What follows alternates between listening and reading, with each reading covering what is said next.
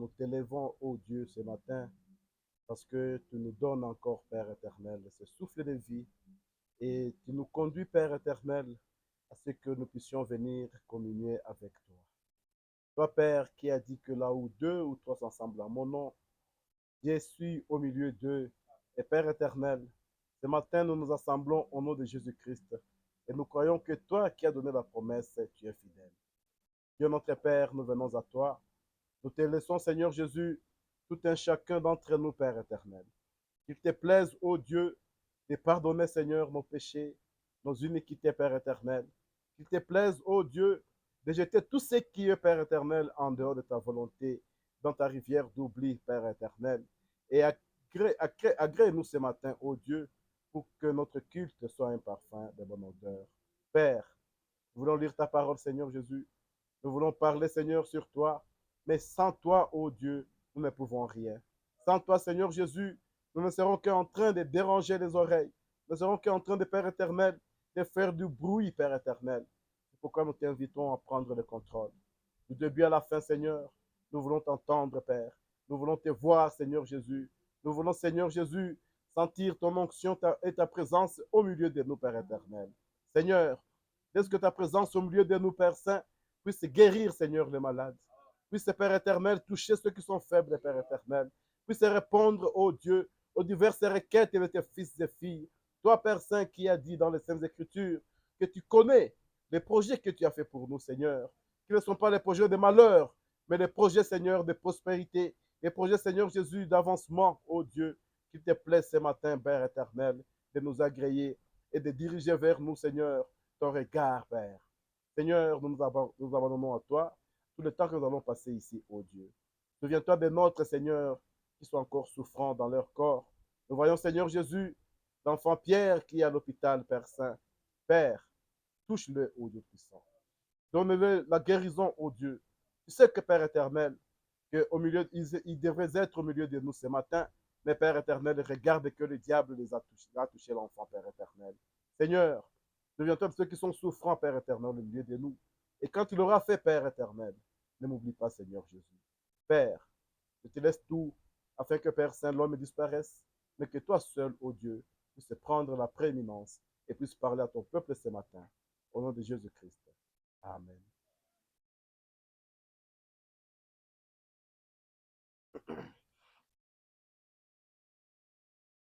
Seulement, il y a la truc qui me dérange aussi. Clip qui me dérange depuis le jeudi, je pense. C'est que ma voix va partir ce matin. Mais je bénis le Seigneur de ce que je peux encore parler et ma voix est audible. Alors, nous ferons ce que le Seigneur a préparé pour nous ce matin, car il n'y a que sa volonté dont nous avons besoin ce matin.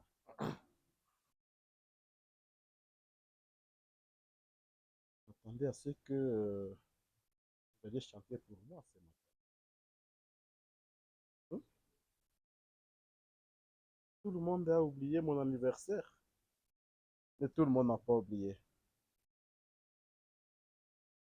J'ai reçu un message d'un ancien collègue avec qui j'ai travaillé à Virunga. C'est le petit frère, au frère là qui était à Beni. Euh, il était d'ici à Goma, je ne me rappelle pas son nom. Lui s'appelle La Travia. Il est aussi du message. Il m'a envoyé un message que je lisais quand j'étais dans le véhicule là-bas.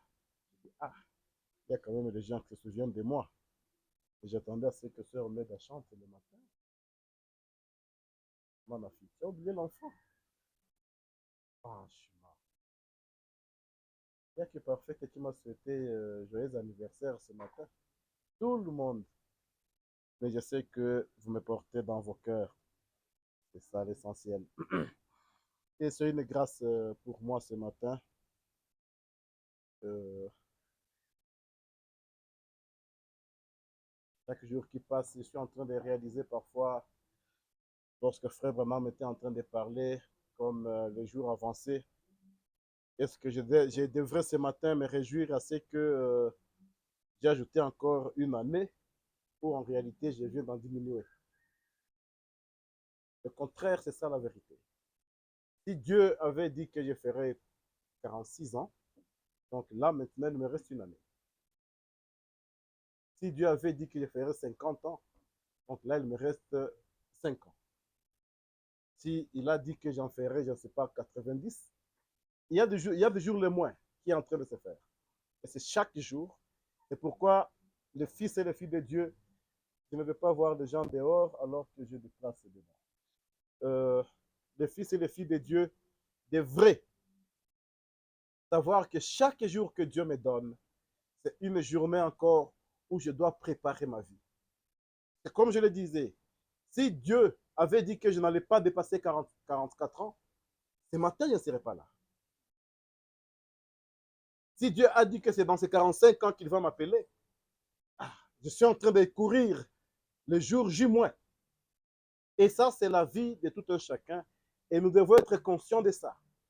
Parce que des fois, quand on parle de ces choses, les gens qui ont peur, et ils ont raison d'avoir peur. Paul avait dit, je suis tiré des deux côtés. D'un côté, Paul voulait partir vers voir l'Éternel, le Seigneur, et se reposer. De l'autre côté, il voulait rester pour prêcher l'Évangile, pour nous édifier encore davantage par les choses, par les révélations. Parce que lorsque Paul parle de la révélation, vous allez vraiment excuser ma voix ce matin. Moi-même, je peux sentir qu'elle n'est pas correcte. Il dit, quand il parle de la révélation, il dit, il vante la connaissance que Dieu lui a donnée. Et pour cette connaissance-là, Paul pouvait dire qu'il aimerait rester avec l'Église pour qu'il continue à édifier les gens. Mais les autres diront, nous sommes venus pour chasser l'esprit des morts. Mais on ne sait pas chasser ça. La seule personne qui pouvait chasser l'esprit des morts, c'était Adam et sa femme. Eux pouvaient chasser l'esprit des morts. Parce que Dieu leur avait dit là-bas, la mort n'était pas encore là. Dieu leur dira, si vous mangez, vous mourrez. Donc, si nos premiers parents seraient restés jusqu'à présent sans avoir brisé la parole de Dieu, ce matin, nous ne parlerons pas de la mort. Ce matin, ce sont eux qui devaient chasser cet esprit-là. Mais ce n'est pas nous aujourd'hui. Parce que dès que nous avons fait ça, la mort, c'est devenu la parole de Dieu. Parce que Dieu a dit, tu es poussière, tu rentreras dans la poussière. Et Dieu dira encore, quelque part, nous voyons qu'Adam a vécu combien? Plus de 900 ans. Mais il est arrivé que la descendance d'Adam, Dieu a diminué jusqu'à 120. Dieu a diminué encore jusqu'à 70. Je dirais que le plus robuste. Et ces choses-là, c'est ce que nous sommes en train de voir aujourd'hui, dans notre période où nous vivons en particulier. Nous sommes cette génération qui voit déjà à 15 ans, à 20 ans, à 25 ans, les gens commencer à vieillir. Nous sommes cette génération-là qui, lorsque nous voyons les gens qui ont 50 ans, 60 ans, ils ressemblent vraiment à des personnes qui ont parcouru beaucoup de temps sur la terre. Mais pourquoi? Parce qu'il y a eu la mort qui est entrée, parce qu'il y a eu Dieu qui a prononcé sa parole, il y a eu le corps qui a une parole, qui a une promesse qu'il doit subir. Et ce matin, c'est pareil pour nous tous.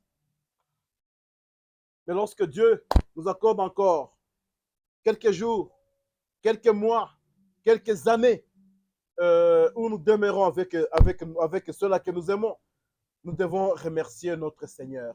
Nous devons dire merci à Dieu parce que c'est aussi une grâce de sa part. C'est une grâce de sa part. La nuit, quand j'étais en train de méditer sur la parole de Dieu, je me suis posé la question. Beaucoup, aujourd'hui, si j'entrais sur les réseaux sociaux, je trouverais plusieurs qui bénissaient aussi Dieu de les avoir gardés, de les avoir ajoutés une année. Mais une chose que je me suis posée comme question, Oui, Dieu le fait. Mais quelle est la chose particulière que l'Éternel Dieu t'a accordé encore? Parce qu'en plus des années seulement, en plus, je ne sais pas, de tout ce qu'on peut avoir, en plus d'avoir une famille, en plus d'avoir des enfants, des amis, en plus d'avoir toutes ces choses-là, Dieu, ce matin, je peux dire qu'il m'a donné la vie éternelle. Amen. Dieu, ce matin, je peux dire qu'il m'a accordé cette grâce de le servir. Et pas seulement le servir, mais le servir dans le vrai. De servir dans le vrai, de croire dans le vrai, de ne pas être tergiversé, de ne pas être ballotté, comme le prophète l'a dit, ou l'écriture, avec à tout vent de doctrine. On a tout vent de doctrine aujourd'hui où on ne sait pas savoir. Les gens ne savent pas où se positionner. Les gens ne savent pas où se mettre. Les gens ne savent pas comment ils doivent se comporter. Mais ce matin, nous sommes un peuple béni, nous sommes un peuple heureux de savoir ce que nous connaissons. C'est là où l'Écriture pouvait dire, le Seigneur parlant à, à la femme ce jour-là, il a dit, nous savons ce que nous adorons. Tout le monde peut venir, tout le monde peut adorer, mais est-ce que nous connaissons ce que nous adorons?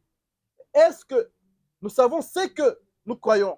Est-ce que la parole de Dieu, la Bible, les Écritures, nous accompagnent dans ce que nous prétendons croire, nous prétendons prêcher, nous prétendons vivre avec? Est-ce que Dieu, au ciel, il est avec nous?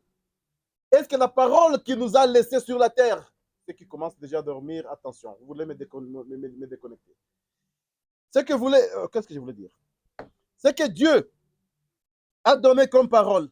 Est-ce que nous mettons cela en pratique? Est-ce que Dieu peut témoigner? Dieu peut témoigner des choses que nous aussi nous sommes en train de dire. Sinon, j'allais oublier quelque chose. Ce matin, je porte une jolie veste. Que Dieu bénisse frère Paul et son épouse pour ma veste. Frère Branham me disait, j'ai béni Dieu de ce qu'il y a des gens qui se souviennent de moi. Elle est quand même jolie, la veste. Moi-même, quand je l'ai mise, je me suis dit, ça va quand même. Et c'est là où les prophètes pouvaient dire, les prédicateurs doivent avoir beaucoup d'habits et d'habits de bonne qualité. Amen. C'est pourquoi, quand vous avez un petit, je ne sais pas, quelque chose, souvenez-vous de nous. J'ai besoin d'une chemise, parce que chaque jour, je dois être ici. Ma femme le sait. Parfois, c'est compliqué le matin. Je me demande qu'est-ce que je vais mettre. Parce que je viens, je suis ministre de l'Éternel. Je viens faire son œuvre. Je viens devant les fils et les filles de Dieu. Si aujourd'hui, on demandait à quelqu'un, le président sera là, et puis je mets un petit t-shirt, on va me refuser l'entrée.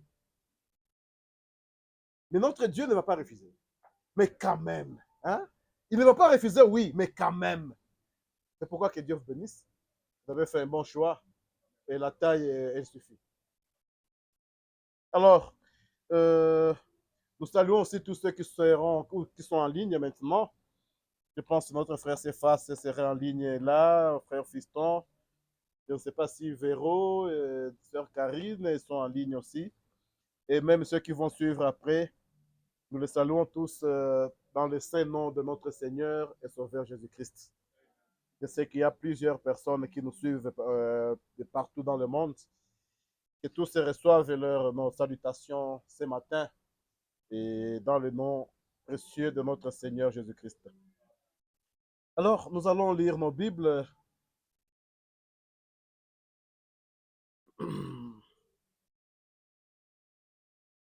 Allons nous lever, on va lire Josué 1. Josué chapitre 1.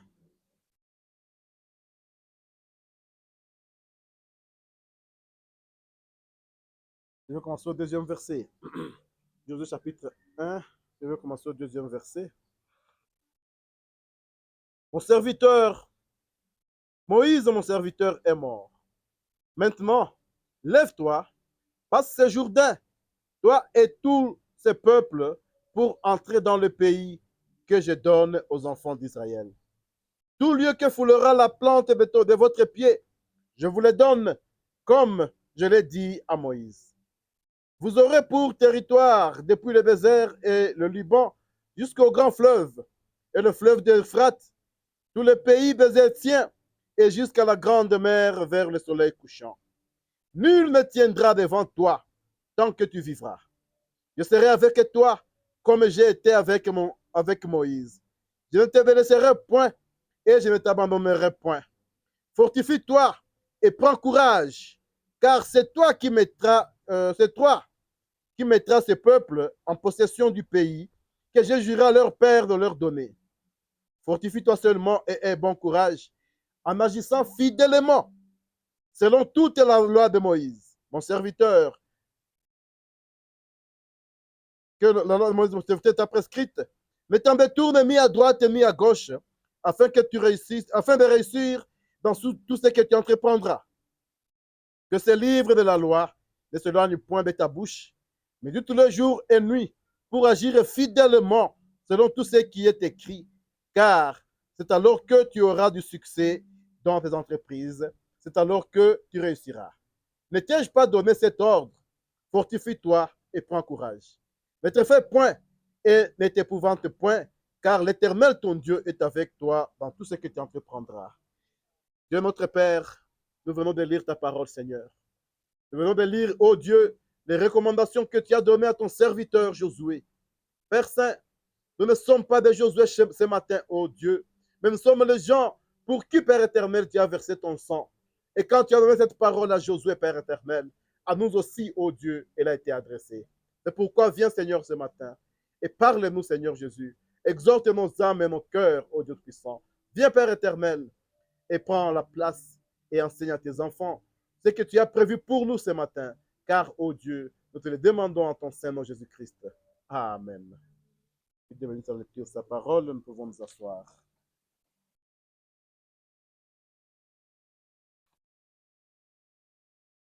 Ce matin, nous parlerons de ce thème. Je serai avec toi comme j'ai été avec Moïse.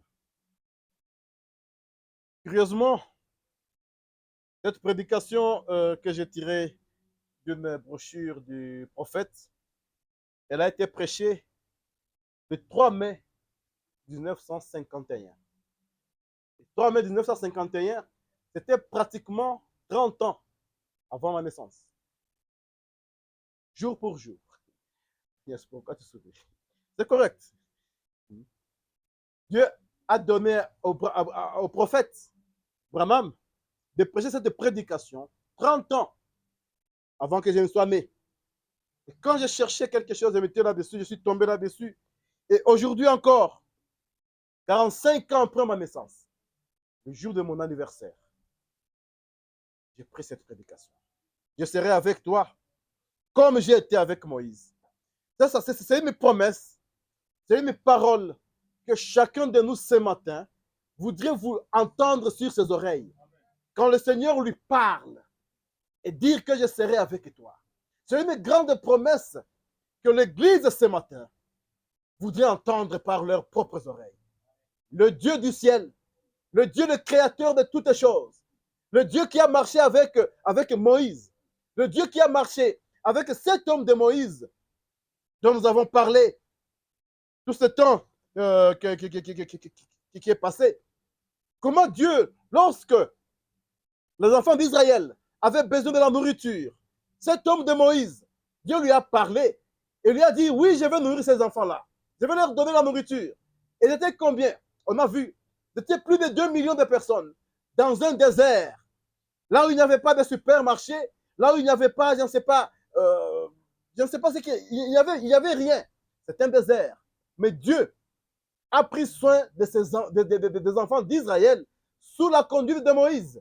Nous avons vu avec les Écritures que lorsque Dieu les a fait sortir de l'Égypte et que ces enfants d'Israël, Dieu a tracé une voie, une route qu'ils devraient suivre dans leur imagination, dans leurs pensées humaines. Ils auraient parcouru un chemin qui était très facile pour eux. Mais Dieu, qui connaît la fin avant le commencement, il dit quoi? Parce que dans notre champ, notre voyage, Dieu a prévu de voir est-ce que sincèrement nous l'aimons. Est-ce que vraiment, quand nous disons que nous aimons l'Éternel, est-ce que nous le disons avec notre bouche ou c'est du fond de notre cœur que nous le faisons?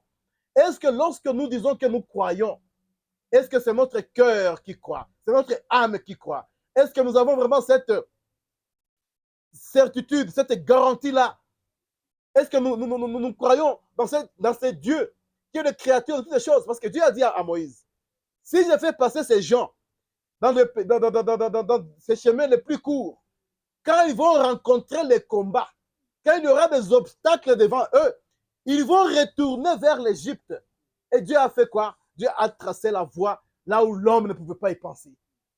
Dieu a tracé la voie dans la mer Rouge.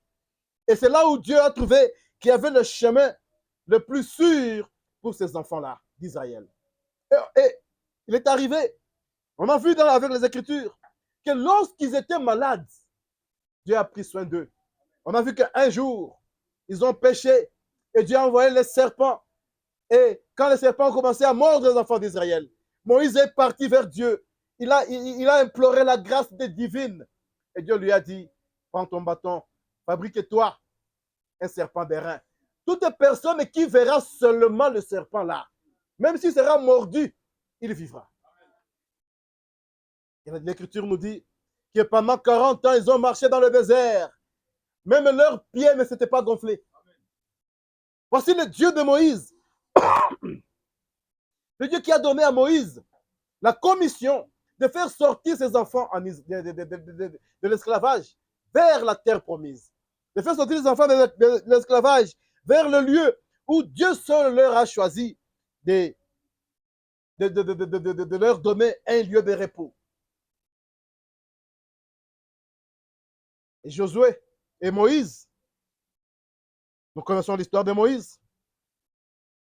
Un jour, Dieu lui a parlé, il a donné les instructions à suivre, mais Moïse ne les a pas suivies. Et Dieu qui n'est pas un grand-père, et Dieu qui reste fidèle dans sa parole, il a dit à Moïse, toi tu n'entreras plus. Mais Josué, qui est fidèle, qui est ton serviteur fidèle, depuis que tu as commencé, lui fera entrer le peuple d'Israël. Nous voyons quoi? Nous voyons maintenant ici que Moïse est parti. Moïse est mort. Moïse est parti. Et Josué maintenant devrait continuer l'œuvre que Moïse avait débutée. Josué n'avait pas son œuvre à lui. Josué n'avait pas sa commission à lui. Mais devait continuer seulement la commission que l'Éternel Dieu a donnée à Moïse. C'est pourquoi le Seigneur pouvait parler à Josué. Il lui dit, Moïse, mon serviteur, est mort. Maintenant, lève-toi, passe ces Jourdains, toi et tout ce peuple, pour entrer dans le pays que je donne aux enfants d'Israël. Le pays était devant eux. Le pays était là, à leur portée. Mais on verra qu'il y avait un obstacle qui était au milieu. Et l'obstacle était le Jourdain qui séparait les enfants d'Israël de la nation, de la promesse que Dieu leur avait déjà donnée. Il dit, le pays que je donne aux enfants d'Israël, ce n'était plus dans le futur, parce que le pays était là. Le pays était à leur portée. Le pays, ils avaient déjà marché dans le désert. Ils pouvaient marcher.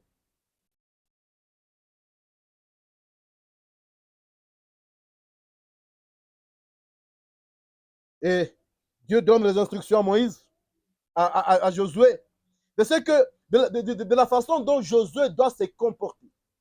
Dieu n'a pas demandé à Josué de faire quelque chose de nouveau. Dieu n'a pas demandé à Josué d'inventer quelque chose d'autre. Ou Dieu n'a pas inventé quelque chose de nouveau par rapport à ce qu'il avait déjà donné à Moïse. Mais ce que Dieu a fait, il a demandé à Josué, reste fidèle à ce que j'ai donné à mon serviteur Moïse. C'était la seule condition que Dieu a donnée à Josué, afin que Josué puisse continuer de l'enfant, afin que Josué puisse marcher dans la ligne que Dieu lui a donnée.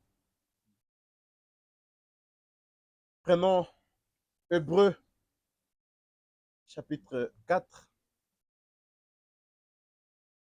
Hébreux chapitre 4.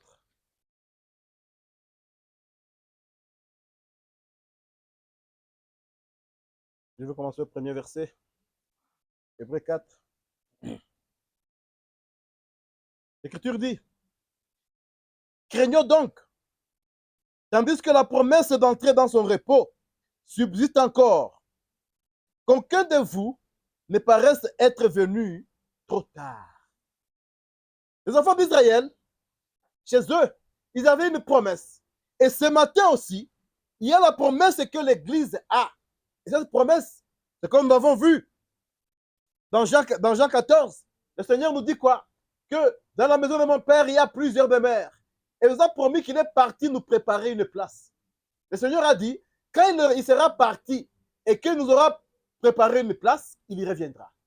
Alors là, l'apôtre nous dit maintenant, craignons donc, tandis que la promesse d'entrer dans son repos subsiste encore. Ce matin, nous sommes heureux, ce peuple-là, qui vivons lorsqu'il y a encore cette promesse pour entrer dans le royaume de Dieu, pour entrer dans le repos de Dieu. Et pour cela, l'apôtre nous dit quoi? Nous devons craindre. Craindre, c'est faire quoi? C'est mettre notre vie à la ligne de la parole de Dieu. Craindre, c'est quoi? C'est nous demander, est-ce que je suis les instructions de la Bible? Est-ce que je marche selon la volonté de Dieu? Est-ce que je marche selon ce que Dieu a prescrit à ses serviteurs dans les Saintes Écritures? La façon dont je dois me comporter, la façon dont je dois marcher. Voici la crainte qui est là. Et cette crainte-là, comme nous voyons dans les Écritures, tandis que c'est ça même la crainte de l'Éternel, c'est le commencement même de la sagesse.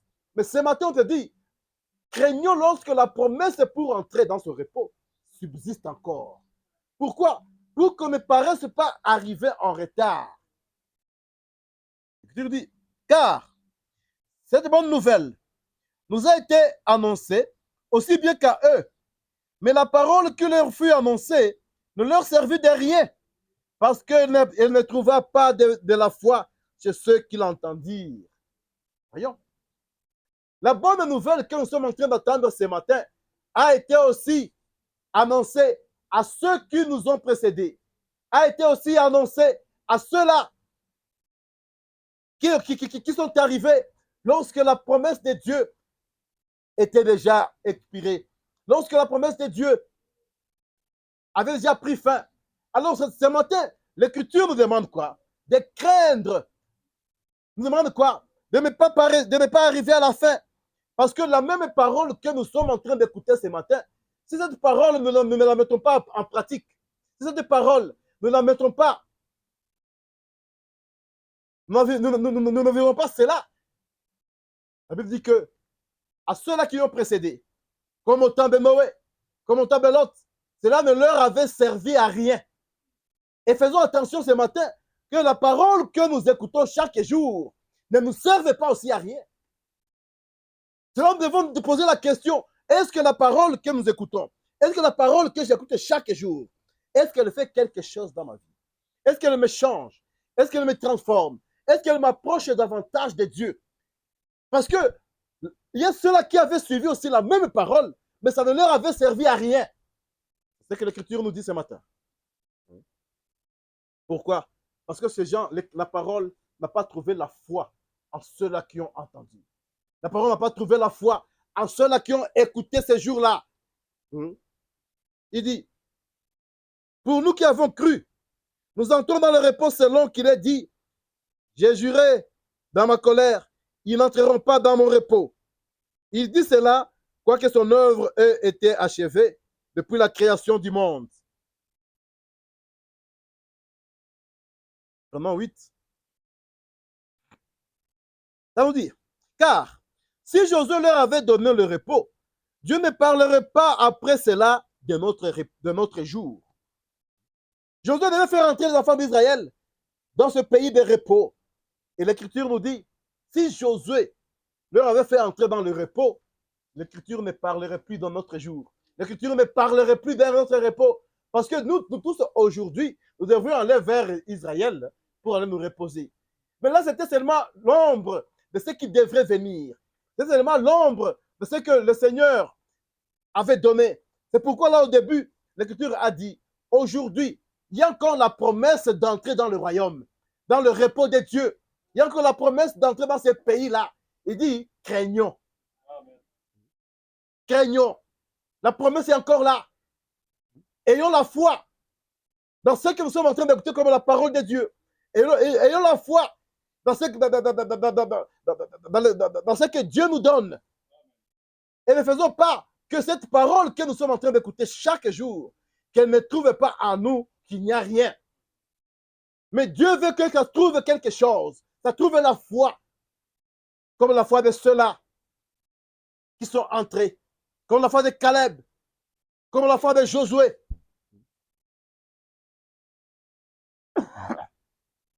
Chacun de nous ce matin pouvait demander à Dieu de lui donner cette foi-là.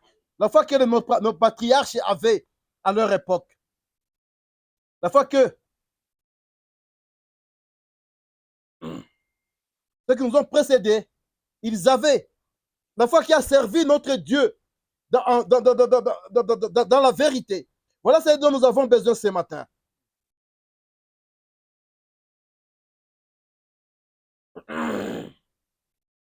Écoutons un peu de notre frère Bonhomme dire dans la prédication sur ta parole du 14 juillet 1950. Sur ta parole, qu'est-ce que le prophète nous dit là?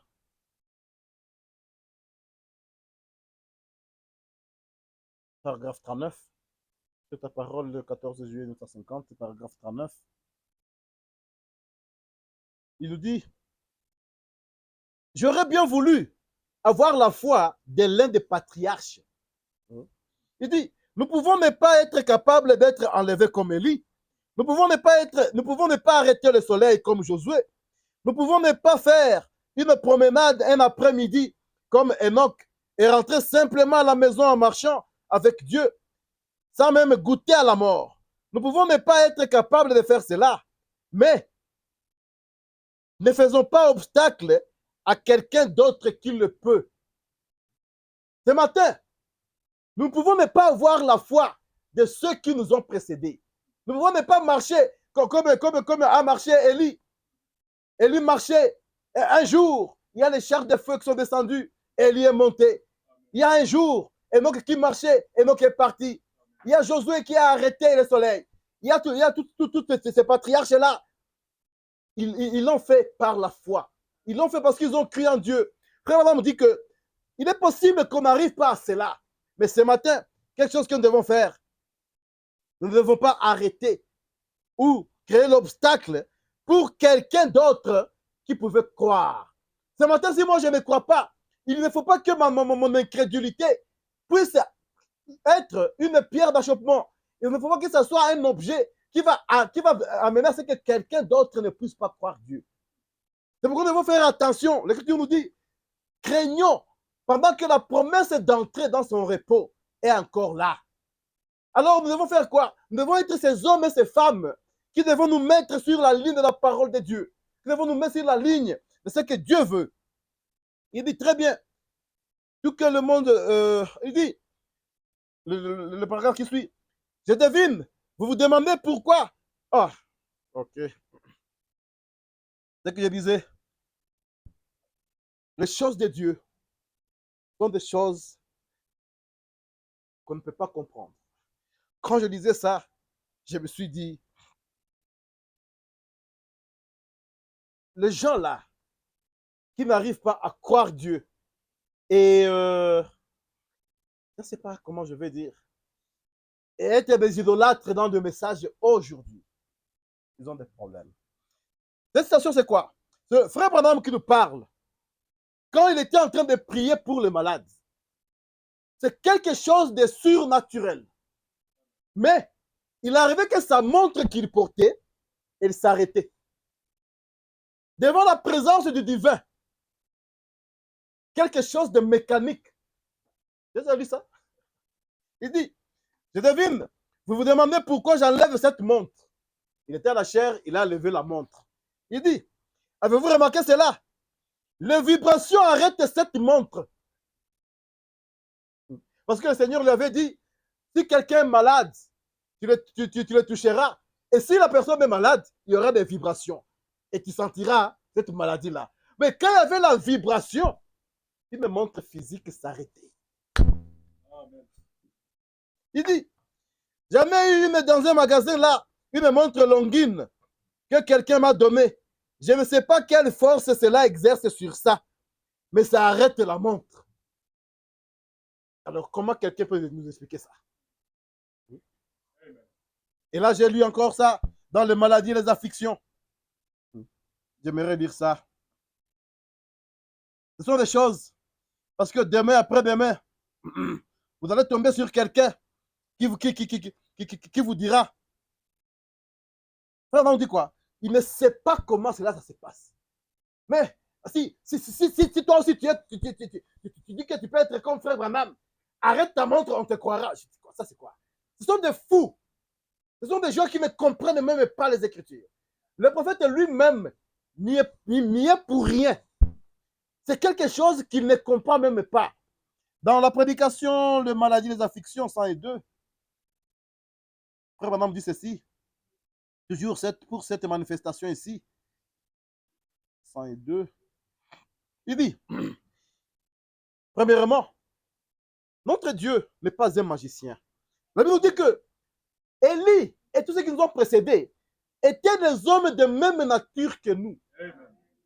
Vous vous rappelez un jour, Moïse, quand l'Israël était en train de se battre, Moïse devait seulement mettre les mains au-dessus. Et aussi longtemps que Moïse mettait les mains au-dessus, le peuple d'Israël avait la victoire. Mais quand les mains descendaient, pourquoi ça descendait? Parce que Moïse était un homme. Et un homme, quand Dieu nous a créés, je ne vais pas rester comme ça pendant 2 heures, pendant 6 heures. Non, c'est impossible. Qu'est-ce qui s'est passé? Quand ça descendait, on pouvait voir le camp d'Israël en train d'avoir la défaite. Et là, il y a Josué et Caleb, je pense, ou je ne sais pas c'était qui, Aaron, qui commençait à l'aider. Ils étaient fatigués, ils ont mis aussi des pierres. Parce que les bras de Moïse devraient rester comme ça. Le prophète aussi. Quand il était en train de prier pour les malades, il dit ceci, des fois, 102, quand je rentre chez moi, ma main est si engourdie complètement qu'il me faut verser de l'eau chaude pendant environ une demi-heure pour recouvrer la sensibilité physique. Quand il priait là pour les malades, tellement il y avait l'onction, il y avait cette vibration, il y avait les choses que lui-même ne peut pas comprendre. Il dit que sa main, il ne pouvait plus sentir quoi que ce soit. Il ne pouvait pas. Il fallait qu'on y verse de l'eau chaude pendant plus ou moins 30 minutes. Et là, il va commencer à sentir quelque chose. Comment expliquer ça? Ça, nous demanderons à Dieu. Parce qu'il dit, et si je porte une montre et que je tiens la main d'un homme en la portant, cela arrête complètement cette montre. La présence de Dieu, il y a même la mécanique. La mécanique qui subit cela. À combien de raisons ce matin, nous devons chercher à être devant la présence de Dieu avec nos âmes. Si une montre peut s'arrêter, combien plus mon âme, quand ça se retrouve devant le Seigneur, devait s'arrêter et demander, Seigneur, je ne quitterai pas ici si tu ne me bénis pas ce matin. Si une montre peut s'arrêter, hein? Il dit, j'ai une montre Longines maintenant, venant directement de l'usine. Hein? Vous voyez, il recevait des cadeaux. Il avait reçu une montre qui était venue directement de l'usine. Donc c'était une pièce de collection. Il dit, je m'en suis emparé par quelques réactions physiques ou par quel mécanisme ça se produit. Je ne sais pas. Maintenant, quelqu'un va venir là, dit, toi aussi, viens, arrête ta montre. C'est comme je vous ai parlé un jour sur la respiration. Un jour, il raconte que parfois, il entrait en esprit et que son esprit sortait et ça partait. Et que lorsqu'on mettait les appareils sur ses narines, ça ne sortait même pas. Ça ne bougeait même pas. Mais son âme continuait à battre. Le cœur pouvait battre, mais il ne respirait pas. Il n'y avait aucune respiration sur ses narines. Il pouvait faire des heures comme cela. Et puis, il va revenir. Et puis quand il est là, c'est là où Dieu lui donne des choses. Mais un jour, j'ai suivi un malade. Il dit, OK, si vous pensez que vous aussi, vous avez la parole, arrêtez votre respiration, on vous croira. Branham n'a jamais arrêté sa respiration. Non. C'est quelque chose, quand nous lisons, il dit, il ne comprend même pas. C'est quand il revenait qu'on lui disait, on a mis tous ces appareils qui sont ici, ça ne bougeait même pas. Comment expliquer? Il disait, je ne sais pas. Pareil aussi sur la montre ici. Il dit, je ne sais pas ce qui se passe pour que même la montre s'arrête. Ce sont des choses que nous devons connaître et ne pas tomber dans ces choses-là. Des gens qui ne croient pas Dieu. Des gens qui sont là pour chercher, je ne sais pas, des polémiques inutiles au lieu de chercher le Saint-Esprit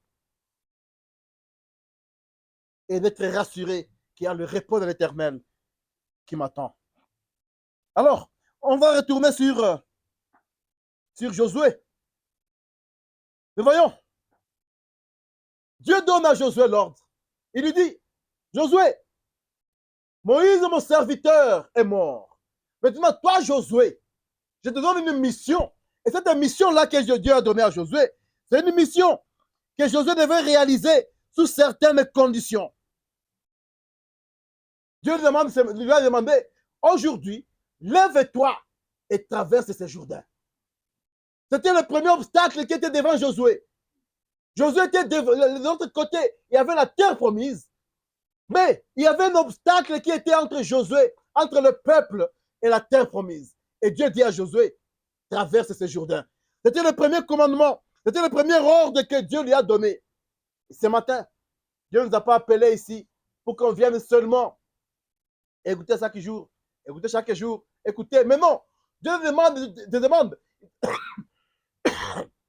Il te dit, dans la maison de mon père, il y a plusieurs demeures. Ce qu'il demande ce matin, c'est que tu puisses traverser, que tu ne restes pas ici, parce que ce n'est pas ta place. La place de l'enfant de Dieu, ce n'est pas dans ce monde pourri, ce n'est pas dans cet Éden de Satan. Il y a beaucoup de places là où Dieu appelle à ce que nous puissions partir, parce qu'il est parti pour nous préparer à nous la place. Et le Seigneur a dit, si cela n'était pas, je vous l'aurais dit. Il dit, entre dans le pays que je donne aux enfants d'Israël. Dieu avait déjà donné ce pays-là. Ce n'était plus un pays qu'il devrait aller chercher. La promesse que Dieu avait faite, elle était déjà accomplie. Parce que Dieu leur dit, le pays que je donne aux enfants d'Israël. Et ce matin, Dieu va donner un pays. Ce matin, Dieu va donner le lieu du repos. Ce matin, Dieu, il a déjà tout fait. Sur la croix, il est venu, il a donné sa vie. Il est mort pour toi. Il a donné son sang. Et ce qu'il te demande seulement ce matin, c'est de croire. Pourquoi? Parce qu'il y a encore la promesse d'entrer dans ce repos qui subsiste encore. Et ce qu'il demande, c'est la foi à toi. La foi de croire ce que le Seigneur a dit. De croire ce que le Seigneur a donné comme promesse. Et la chose qui est là, par rapport à Josué, quand nous lisons l'Écriture, le Seigneur a dit à Josué quelque chose. Il dit encore, il dit, je serai avec toi. Voici la grande promesse qui devait faire que Josué puisse, avant d'arriver là-bas, il dit d'abord quoi? Il dit, nul ne tiendra devant toi. Nul ne tiendra devant toi. Voici ce que Josué avait comme les paroles d'assurance pour faire cette œuvre-là, pour aller avec l'Éternel et aller avec ce peuple-là que l'Éternel lui a donné. Il dit, nul ne tiendra avec toi. Ils ont aussi notre promesse dans Luc 10. Qu'est-ce que le Seigneur nous a dit là-bas? Luc 10, le verset 19.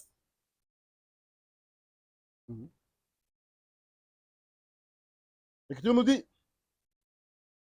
après que le Seigneur nous ait promis que dans la maison de son Père, il y a plusieurs demeures, et qu'il est parti, et il reviendra nous prendre. Ici maintenant, qu'est-ce qu'il nous dit? Comme ce qu'il a dit à Josué. Il dit ceci, verset 19. Il dit, voici, je vous ai donné le pouvoir de marcher sur les serpents et les scorpions et sur toute la puissance de l'ennemi et rien ne pourra vous nuire. Ce matin, le Seigneur te rappelle qu'il t'a donné le pouvoir. Quand il avait dit à Josué, nul ne tiendra devant toi. Ici, il te dit aussi, rien ne pourra te nuire. Alors ce matin, qu'est-ce que tu devais être? Parce que le Seigneur qui a parlé à Josué, c'est même Dieu-là qui te parle ce matin. Comme il était avec Josué, notre Seigneur est avec nous ce matin. Et il nous dit quoi? Il dit, nous donne le pouvoir sur toute la puissance de l'ennemi. Et que rien ne pourra nous nuire. Josué était cet homme-là, quand nous lisons Josué, il pouvait marcher avec assurance. Pourquoi? Parce qu'il a suivi les paroles de Dieu. Dieu lui a donné les promesses qui étaient les promesses qui sont venues de la bouche du Dieu vivant. Je lui dirai encore,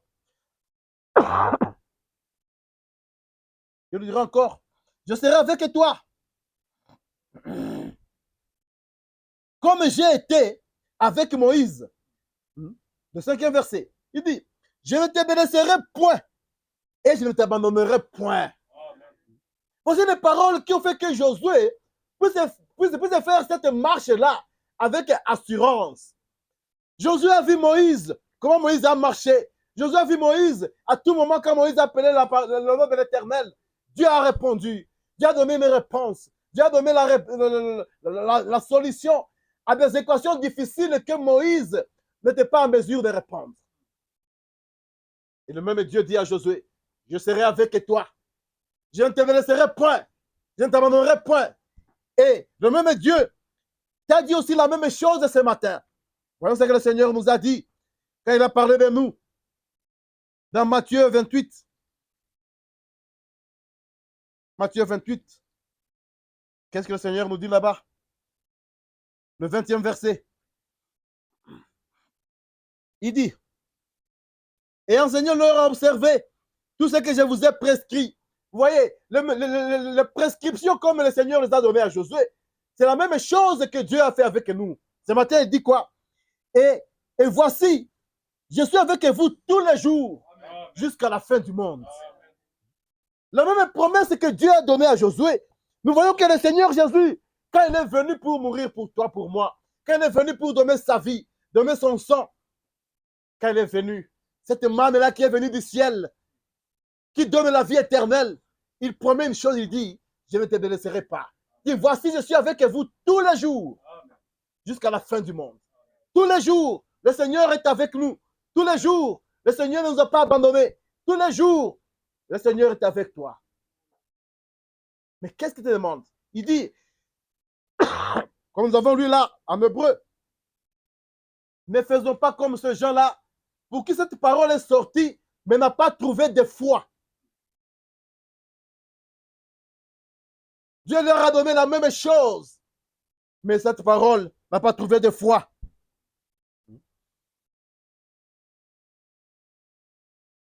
Et notre ordre que Dieu a donné à Josué, là je suis au 7e verset, Dieu lui dit, fortifie-toi seulement et aie bon courage en agissant fidèlement selon toute la loi que Moïse, mon serviteur, t'a prescrite. On va venir là-bas, dans Matthieu 28, 20. Le Seigneur leur dit quoi? Il dit, enseignez-leur à observer tout ce que je vous ai prescrit. Lorsque le Seigneur a donné la parole, ce qu'il demande à ce que l'Église fasse, ce qu'il demande à ce que le ministre fasse, c'est d'enseigner les préceptes que le Seigneur a déjà donnés. Ce n'est pas amener quelque chose de nouveau. Parce que chez Dieu, il n'y a rien de nouveau. Il dit à Josué, en agissant fidèlement, selon toute la loi de Moïse, la loi que Moïse, mon serviteur, t'a prescrite, ne t'en détourne ni à droite ni à gauche, afin de réussir dans tout ce que tu entreprendras. Si Josué voudrait avoir la réussite dans ce qu'il pouvait entreprendre comme projet, dans ce qu'il pouvait entreprendre comme la chose à faire, il y avait un seul secret. de rester dans les prescriptions de Moïse. Et aujourd'hui, le Seigneur nous a donné les prescriptions qui sont dans les Écritures. Si nous devons vouloir aller de l'avant, entreprendre et réussir, la Bible dit, n'ajoutez rien, ne retranchez rien. Dieu a mis tout ça là-dedans pour que les fils et les filles de Dieu vivent par cela. Pour que les fils et les filles de Dieu marchent par cela. Le Seigneur dit à ses disciples, et enseignez-leur à observer tout ce que je vous ai prescrit. Parce que c'est ça qui était la force que Josué avait quand il devrait marcher avec les enfants d'Israël dans le désert. Il dit, 8, que ce livre de la loi ne s'éloigne point de ta bouche. Je serai avec toi comme j'étais avec Moïse. Si seulement si ce livre de la loi ne s'éloigne point de ta bouche. Il dit, médite-le jour et nuit pour agir fidèlement. Ce n'est pas seulement question d'avoir le livre de la loi dans la bouche, mais d'agir fidèlement. D'agir selon que le Seigneur l'a écrit, selon que le Seigneur le veut. Pas seulement être là. J'ai la Bible. Non, ce n'est pas ça l'important. Mais d'agir fidèlement selon tout ce qui est écrit. Car c'est alors que tu auras du succès dans tes entreprises. C'est alors que tu réussiras. Et le Seigneur qui ajoute encore, au cas où tu n'as pas bien entendu, le 9e verset dit, mais t'ai-je pas donné cet ordre? Faire la parole de Dieu, vivre la parole de Dieu, prêcher la parole de Dieu, ce n'est pas une volonté que nous avons. C'est un ordre de l'Éternel. Ne t'ai-je pas donné cet ordre? Il dit quoi? Fortifie-toi et prends courage. C'est qu'il a dit l'ordre qu'on commence au début. Ne t'effraie point et ne t'épouvante point. Car l'Éternel, ton Dieu, il était d'abord le Dieu de Moïse. Mais lorsque Josué reste fidèle dans la parole de l'Éternel, lorsque Josué prend les prescriptions de Moïse et fait ses prescriptions par les siennes, l'Éternel devient le Dieu de Josué. Il lui dit quoi? Car l'Éternel, ton Dieu, est avec toi dans tout ce que tu entreprendras. L'Éternel n'est plus le Dieu de Moïse. Il devient le Dieu de qui? Le Dieu de Josué. Pourquoi? Parce que Josué a les paroles de Moïse sur lui, a les prescriptions que Moïse avait données. Et il y veille nuit et jour. Et aujourd'hui, si nous avons besoin d'avoir le Dieu de Branham, c'est lorsque nous prenons les paroles que Branham a données et nous les mettons à leur place. C'est lorsque nous croirons tel que Branham a cru. C'est lorsque nous nous enseignerons tel que Branham a enseigné. C'est alors que le Dieu de Branham sera aussi mon Dieu. C'est alors que le Dieu de Branham sera aussi ton Dieu. C'est lorsque tu agiras fidèlement à ce que l'Éternel Dieu aura donné à Branham. Pas les gens qui viennent, qui veulent ajouter des choses ou diminuer. Dieu dit à Moïse, à Josué, reste fidèle. Ne te détourne ni à gauche ni à droite. Reste dans ce que j'ai, Moïse, mon serviteur, t'a prescrit. Et là, il dira, ne t'ai-je pas dit que tu te fortifies? Ne t'ai-je pas dit de prendre courage? Hein? Ne t'ai-je pas dit de ne pas t'effrayer? Ce matin, est-ce qu'il y a quelque chose qui t'effraie? S'il y en a, le secret est là. Prends la parole de Dieu. Mets la parole de Dieu à sa place. Prends la parole de Dieu. Et que la parole de Dieu, tu la médites nuit et jour. Que tu agisses fidèlement selon ce qui est dedans. L'essentiel n'est pas de venir, de citer les citations, non. Mais c'est d'agir fidèlement. C'est là où quand nous lisons l'écriture quelque part, l'apôtre dit, qu'est-ce qui est demandé à ceux qui enseignent, à ceux qui croient? Il dit, c'est que chacun reste fidèle à ce qui est là. Disons Jean 15. Jean chapitre 15. Jean chapitre 15, le 10e verset.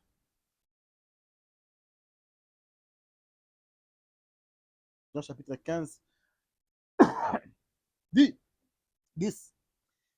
Si vous gardez mes commandements, vous demeurez dans mon amour, de même que j'ai gardé les commandements de mon Père et que je demeure dans son amour. Si vous gardez mes commandements, si vous gardez les préceptes que je vous ai donnés, si vous restez fidèles, si vous agissez selon ces préceptes-là, voici la personne qui aime Dieu.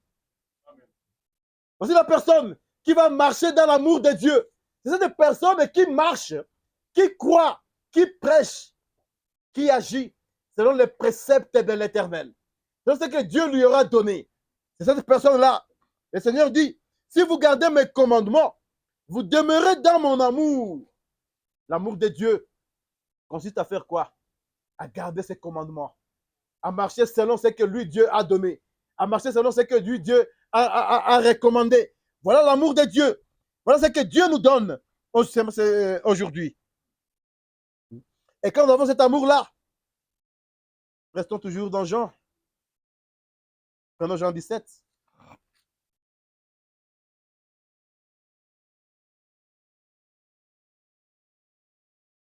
Prenons Jean 17. Je vais commencer au premier verset.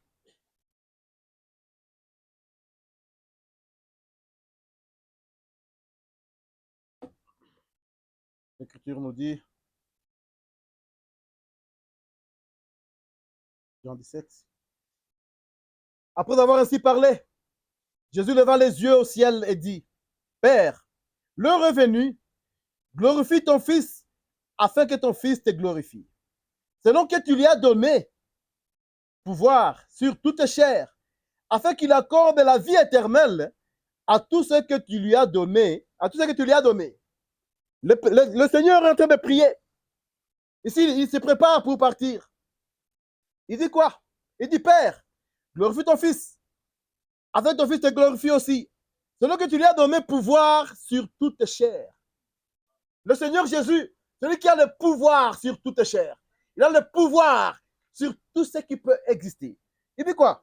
Il dit, afin qu'il accorde la vie éternelle. Alléluia. Afin qu'il accorde la vie éternelle à tout ce que tu lui as donné. La vie éternelle que Dieu, le Seigneur veut donner à tout ce que Dieu lui a donné. Et qu'est-ce que la vie éternelle? Est-ce que vous connaissez la vie éternelle ce matin? La vie éternelle, le Seigneur dit, et la vie éternelle, troisième verset. Or, la vie éternelle, c'est qu'ils te connaissent. La vie éternelle que nous avons, c'est de connaître Dieu. Toi, le seul vrai Dieu, et celui que tu as envoyé. Voilà la vie éternelle. S'il y a quelqu'un qui veut avoir la vie éternelle ce matin, c'est de connaître le seul vrai Dieu, et bien celui qui l'a envoyé. De connaître Dieu, c'est de faire la distinction entre Dieu et son envoyé. De faire la distinction entre Dieu et son prophète. Et ce matin, nous avons les gens qui sont dans la confusion. Ce n'est pas que je le condamne, mais ce sont des choses que nous pouvons voir. Le Seigneur dit ici que la vie éternelle, c'est de connaître d'abord Dieu. Et ce matin, est-ce que nous connaissons le Dieu en qui nous avons cru? Est-ce que nous connaissons quel est ce Dieu-là? Et Dieu aussi, et connaître celui que tu as envoyé. Or, dans ce temps de la fin, dans cet âge de l'Odyssée, Dieu nous a aussi envoyé un prophète, un messager. Et ce messager est venu faire quoi? Il est venu nous ramener sur les choses de Dieu. Il est venu nous ramener à l'amour de Dieu, à la connaissance de notre Dieu. C'est pourquoi il pouvait nous dire que le Jéhovah de l'Ancien Testament, c'est Jésus-Christ du Nouveau Testament. Et le même quand il vient, il nous dit encore quoi? Il nous dit, je ne suis pas celui-là. Moi, je ne suis que son envoyé.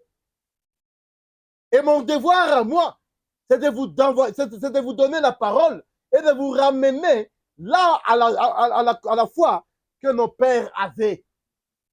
Mais est-ce que ce matin, on ne fait pas de confusion entre lui et le Dieu qu'il est venu pour montrer et le Dieu qu'il est venu pour prêcher?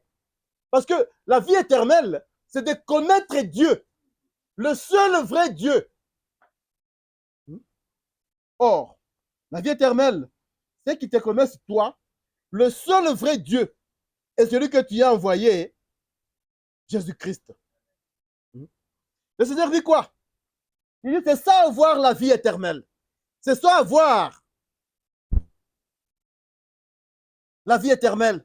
C'est lorsque nous connaissons qui est Dieu.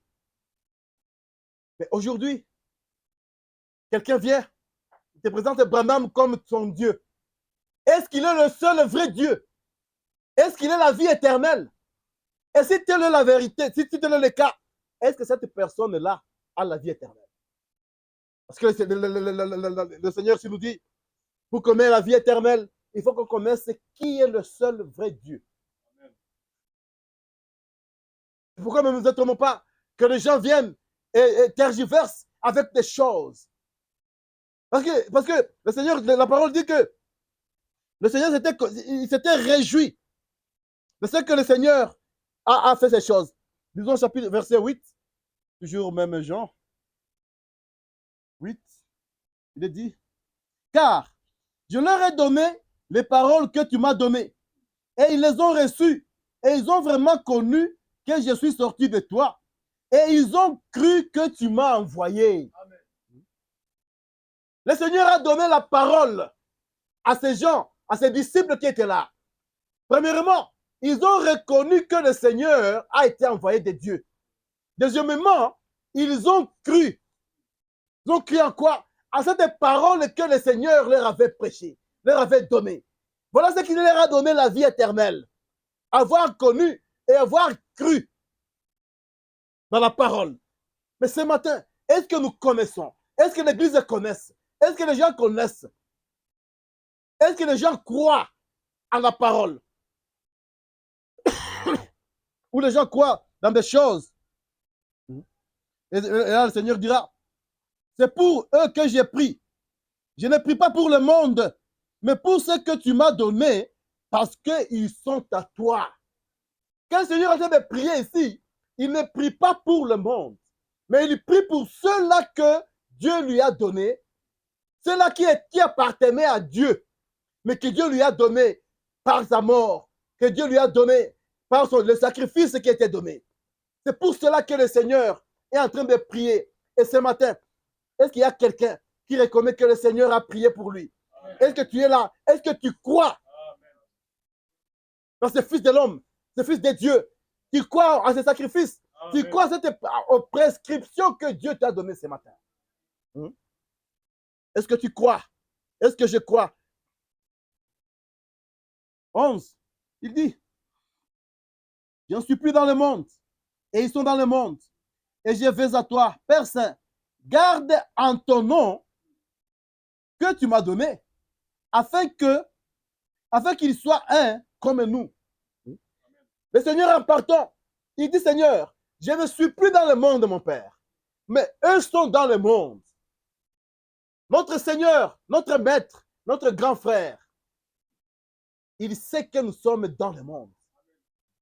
Il sait que nous y sommes. C'est pourquoi il a dit, je vous donne le pouvoir contre le monde, contre toutes les puissances du monde, et que rien ne peut vous nuire. Et il dit quoi? Il rappelle encore au Père que moi, je ne suis pas dans le monde. Ma peau ici, mon corps n'est pas dans le monde. Mais ces gens sont dans le monde. Mais il faut que Dieu puisse les garder. Dieu, tu vas les garder comment? Par les paroles que je leur ai données. Par le nom puissant, le nom là unique du Dieu qui devait connaître. Voilà le nom qui garde et qui protège les enfants de Dieu. Mais est-ce que tu le connais? Est-ce que je connais ces noms-là? Tout seulement, je suis comme un protestant, comme un catholique. Le nom de Dieu, c'est qui? C'est Dieu. Le nom de Dieu, c'est qui? C'est Dieu.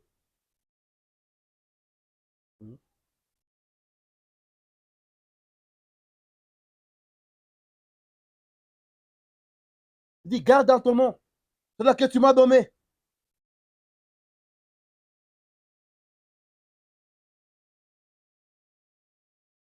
Parce qu'ils sont encore dans le monde. Et lorsque nous ferons cela, quand on cherche moi le ministère de Christ, le ministère de Christ, c'est là où nous allons voir qu'il y a des choses que Dieu, l'Église, va atteindre un certain niveau. Ce sera lorsque, comment nous allons mettre, pardon,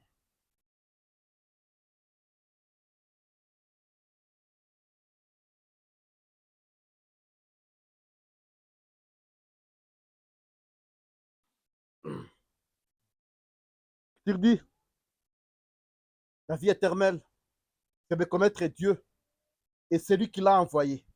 C'est de connaître Dieu, le seul vrai Dieu et, la vie, et celui qui l'a envoyé. Je veux savoir où est-ce que je mets, paragraphe 152. Je pense que nous avons lu encore ici la dernière fois, mais ça marche de pair avec ce que nous sommes en train de dire là maintenant.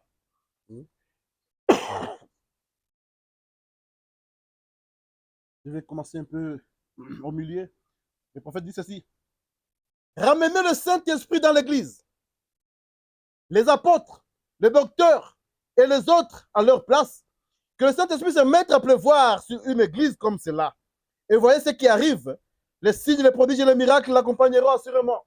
Lorsque nous ramenons le Saint-Esprit dans l'Église, lorsque nous mettons chaque chose à sa place, lorsque nous mettons Dieu, le Père à sa place, lorsque nous ramenons chaque office à sa place, il dit c'est alors que nous aurons la puissance du Saint-Esprit.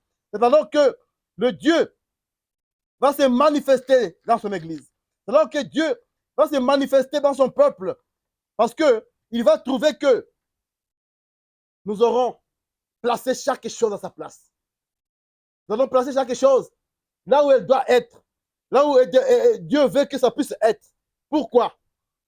Parce qu'aujourd'hui,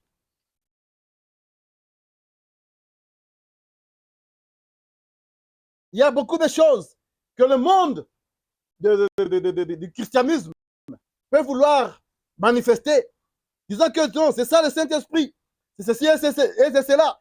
Mais nous sommes enseignés de la manière dont nous devons nous comporter face à tout ce qui se présente devant nous. On ne doit pas être ces hommes et ces femmes qui acceptent tout comme si c'était un hasard. Non, qui acceptent tout comme si c'était. Parce qu'aujourd'hui, beaucoup de gens n'ont même pas la conviction de ce qu'ils croient. On ne croit pas parce qu'on a la peur. Nous croyons parce que nous avons la conviction de la parole que Dieu nous donne. On ne croit pas, on ne parle pas du message par une certaine peur, une certaine crainte. Non, on doit avoir la garantie et la certitude de ce qu'on croit. Quand nous n'avons pas ça, nous ne croyons même pas. C'est pourquoi vous trouverez beaucoup d'assemblées en parlant de mon message aujourd'hui. Ils sont à gauche et à droite. Ils ne savent pas sur quel pied danser. Ils peuvent accueillir tout le monde dans leur assemblée. Ils peuvent accueillir tout le monde qui viendra avec n'importe quel genre de doctrine. Parce qu'ils se disent, bon, de toute façon, on ne sait pas. Peut-être ils ont aussi raison, peut-être non. Dans la parole de Dieu, il n'y a pas ça. Dans la parole de Dieu, où je suis avec Dieu, où je ne suis pas avec Dieu.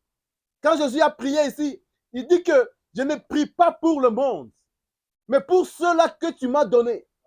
Pourquoi? Parce qu'il dit qu'ils étaient à Dieu et Dieu le lui a donné.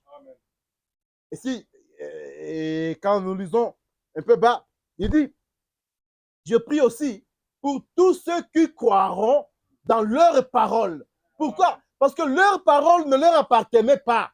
C'était les paroles de Jésus qu'il avait mis dans leur bouche. De la même chose que Josué n'avait pas sa parole à lui. Josué n'avait pas ses préceptes à lui. Josué avait les préceptes que Dieu avait donnés à Moïse.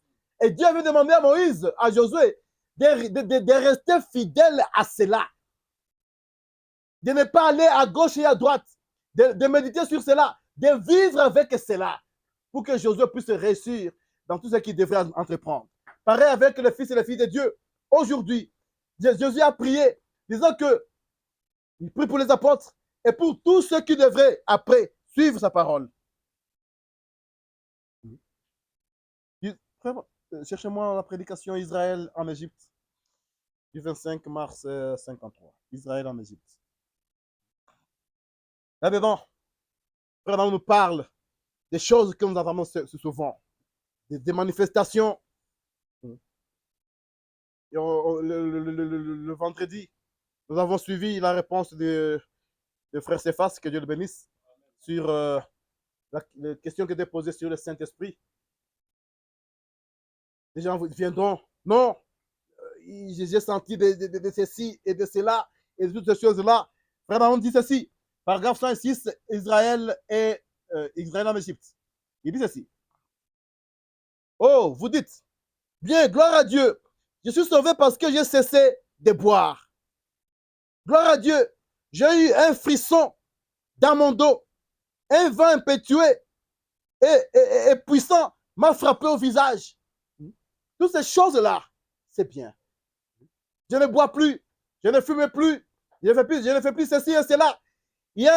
J'étais là, j'ai senti dans mon dos quelque chose qui m'a frappé. Frère Branham me dit que tout ça c'est bien, ça c'est bon. Il dit, un vent impétueux, croyez-vous cela, frère Branham? Et ce matin, on peut me poser la question, Michael, frère Michael, est-ce que tu crois aussi à cela? Je dirais, bien sûr. Mais je vais d'abord voir d'où vient ce vent impétueux et puissant. J'étais là, j'ai senti un vent qui est passé, et j'ai senti un frisson en moi. J'ai reçu le Saint-Esprit. C'est très bien. Le frère Branham me dit ceci, je dois savoir d'où est venu le vent. Pourquoi? Dit, voyez-vous, c'est juste, certainement, ces frissons sont très bien. Mais je ne suis pas sauvé parce que j'ai eu des frissons, ni parce que j'ai eu un vent impétueux et puissant. Ne croyez-vous pas cela, frère? Si je le crois, mais attendez une minute, revenons ici juste un moment.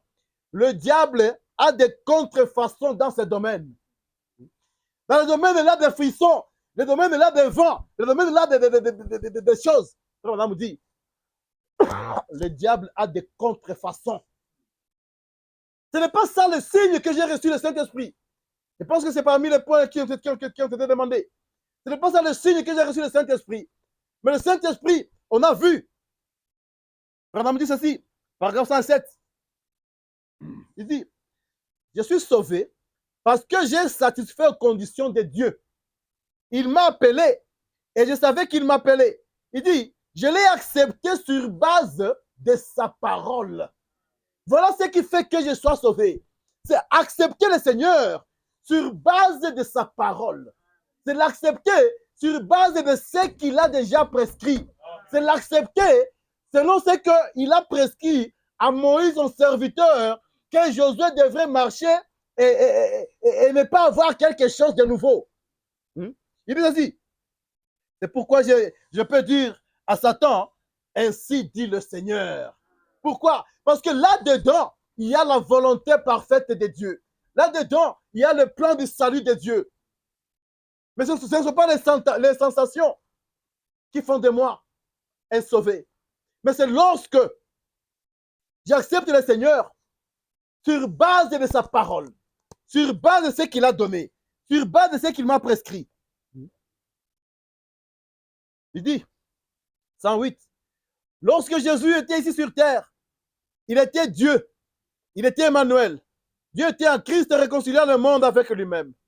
Il n'a jamais utilisé un seul de ses grands dons lorsqu'il fit face à Satan.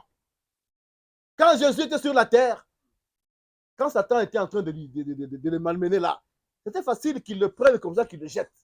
Mais le frère nous dit qu'il n'a jamais utilisé un seul de ses grands dons. Mais il dit, il est écrit, l'homme ne vivra pas de pain seulement. Il est écrit, tu ne tenteras pas le Seigneur ton Dieu. Et il a vaincu, c'est cela. Il dit que quoi maintenant? Il nous faut connaître les Écritures. Bien-aimés frères et sœurs, il nous faut connaître les Écritures. Mais il dit ici, Satan les connaît aussi. Il dit, mais vous devez savoir comment utiliser correctement la parole de Dieu. L'essentiel n'est pas de connaître les Écritures. L'essentiel n'est pas de connaître et de réciter les citations. Mais l'essentiel, c'est quoi? C'est il dit quoi? Mais vous devez savoir comment utiliser correctement la parole de Dieu. Pourquoi? Parce que le diable aussi connaît les Écritures. C'est lui qui est venu, le premier dans le jardin d'Éden. Il est venu vers le Seigneur Jésus. Il lui a dit, car il est écrit. Donc, il y a des choses qu'on ne sait pas, comment je vais dire. On ne peut pas faire peur au diable. Les Écritures, il le sait. Mais il faut savoir comment les utiliser correctement. Comment les utiliser correctement? Les Écritures. Frère David, cherche-moi, crois-tu cela? Je vais prendre une autre écriture qui, crois-tu cela?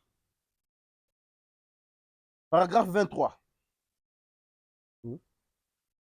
Ça ajoute quelque chose sur ce que nous venons de lire là. Frère David, dit ceci. Mais non pas seulement la parole. Tout ce qu'on veut dire à ce sujet, c'est une chose ou une autre. Mais nous savons que nous avons des Écritures à leur place, car nous avons le Saint-Esprit comme témoin. La première chose, nous ne devons pas seulement voir les Écritures, mais les utiliser correctement. Et pour les utiliser correctement, les Écritures doivent être à leur place. Et quand est-ce que nous aurons les Écritures à leur place? C'est lorsque nous aurons le Saint-Esprit. Amen. Donc nous aurons le Saint-Esprit. Il dit, c'est le témoin. Dieu regarde donc vers le bas au travers de l'œil optique, pour ainsi dire. Il regarde à travers cette loupe et voit la fin dès le début. Eh bien, pourquoi nous devons ne pas seulement avoir les Écritures? Pourquoi nous devons seulement avoir, pourquoi nous devons avoir les Écritures à leur place? Pourquoi nous devons les utiliser correctement? Parce que lorsque Dieu a regardé avec son œil optique, il regarde, il voit la fin avant le commencement. Il voit comment ça va se dérouler. Dieu a découvert quelque chose. On dit ceci. Il savait que les sceptiques se lèveraient et chercheraient à tordre ça et là la parole. Voyez pourquoi ce n'est pas seulement question de la voir, mais c'est d'avoir à leur place et à l'utiliser correctement. Pourquoi? Parce que Dieu a vu qu'il y aura des sceptiques, des gens qui vont venir pour tordre ça et là la parole. Et ces gens-là, nous pouvons les avoir aujourd'hui. Ils remplissent les assemblées du message. Les gens qui tordent la parole de Dieu, qui prennent la parole et font de cela. La parole n'a plus sa place correcte qu'elle devrait avoir. Ça et là, ils enlèvent ça et ils mettent ceci pour plaire aux gens. Il dit, comme cela et tout.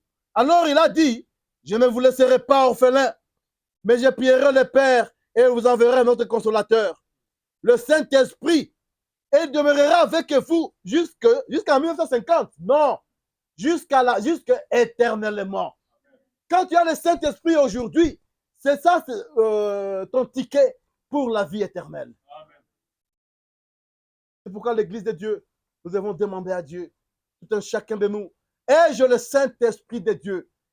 Quand est-ce que je le saurai? C'est lorsque je prendrai la parole de Dieu. Et la parole de Dieu sera à sa place. La parole de Dieu sera utilisée correctement. La parole de Dieu ne sera pas tordée, ajoutée par-ci, soustraite par-là, mais je resterai fidèle sur ce que Dieu aura dit.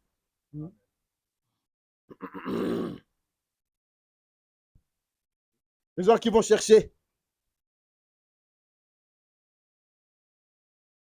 Les gens qui vont chercher à tordre la parole de Dieu par-ci, par-là. Et là, on m'en dira, oui, là, on est en train de parler de la Bible. Mais il y a quelque chose aussi. L'Esprit du Seigneur a tout vu en avant. Comme il y avait une loupe optique, voyons maintenant ce que ça dit aussi pour les bandes. Voyons Dieu dévoilé. Dieu dévoilé.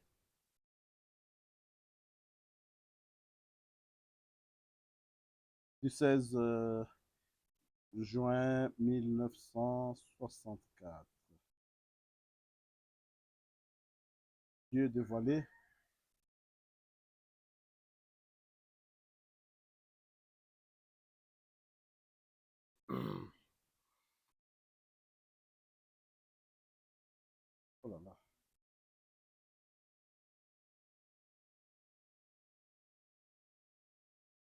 par les codes 16. Je pense que nous avons lu encore toutes ces citations avant. Mais Dieu a demandé à Josué, si Josué, tu veux entrer dans le pays, si Josué, tu veux entreprendre, réussir, il lui a dit, il a donné des recommandations. Tu dois rester fidèle sur ce que Moïse, mon serviteur, a donné.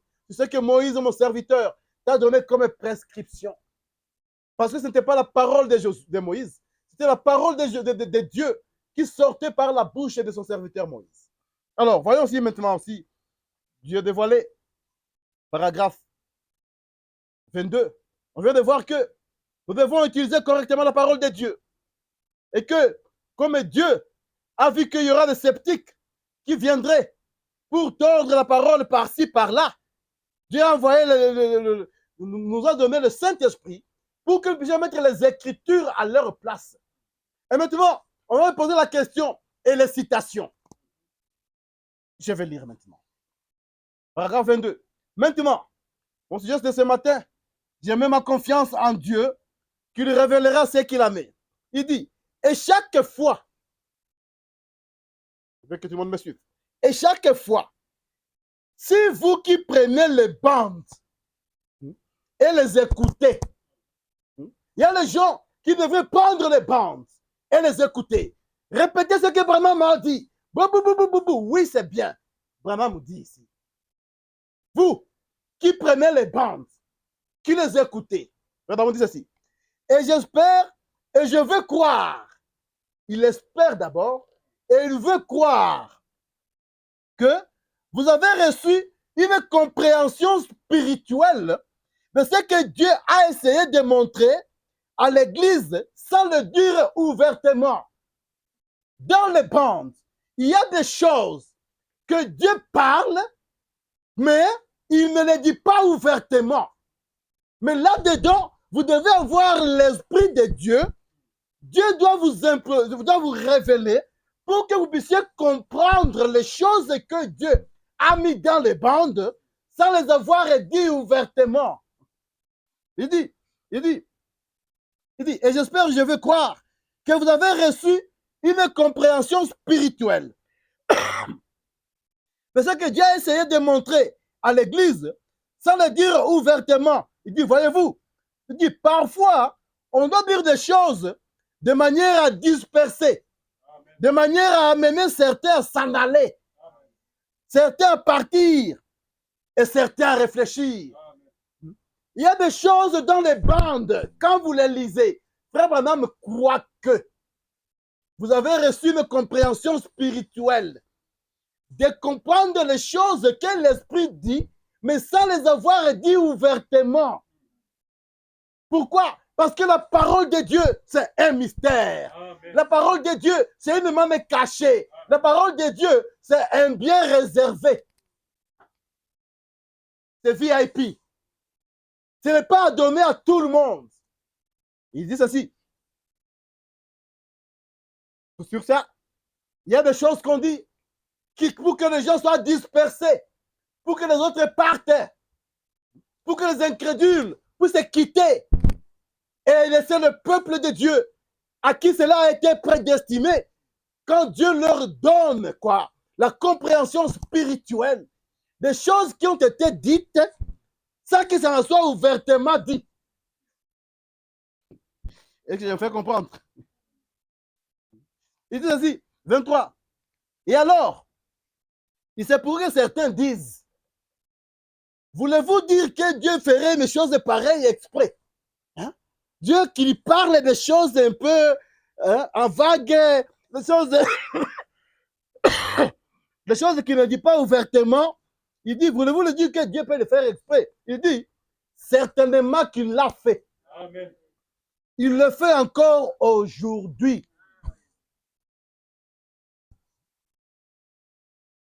Dans des bandes, dans des brochures, il y a des choses que l'Esprit de Dieu a mis là-dedans, mais qu'il n'a pas dit ouvertement. Il faut que Dieu vous donne une compréhension spirituelle. Et frère Branham croit que ceux qui vont tomber sur des bandes, Dieu leur donnera ça. Est-ce que Dieu donnera ça à tous? Non. Quand Jésus a prié, il a dit, je ne prie pas pour le monde. J'ai prié pour ceux-là que tu m'as donnés. Et ceux-là que tu m'as donnés, ils entendent ma voix et ils me suivent. Pourquoi? Disons 24. Le prophète dit, il a dit un jour qu'il en avait des milliers il a dit un jour qu'il en avait des milliers autour de lui. Il a dit, si vous ne mangez la chair du Fils de Dieu ou du Fils de l'homme, si vous ne buvez pas son sang, vous n'avez point la vie en vous-même. Pourquoi il a dit ça? Il a dit ça parce qu'il fallait qu'il y ait une partie qui devrait partir.